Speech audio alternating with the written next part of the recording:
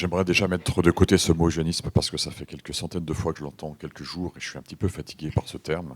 Je vois bien les résurgences, je vois C'est bien important, le ça veut bien background. dire ce que ça veut dire, oui. Oui, mais c'est bon, enfin, en tout cas sur le combat qui a été mien sur ces dernières semaines, c'était sur une population limitée à peu près à entre 250 et 300 couples par an, qui ont effectivement un problème majeur de pathologie génétique, soit à travers un premier enfant, soit lié à leur famille respective, pour lesquels effectivement on voulait faire un tri, bien sûr, d'embryons non atteints de cette pathologie et qui en plus pouvaient garantir un meilleur taux de succès par un nombre de chromosomes à peu près cohérent.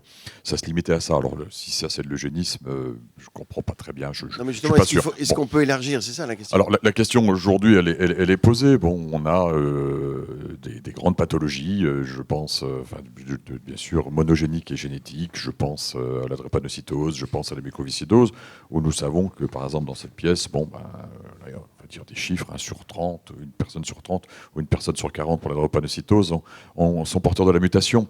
Est-ce que c'est une information qu'il est bon de connaître pourquoi pas sa majorité avant de se lancer dans un schéma préconceptionnel?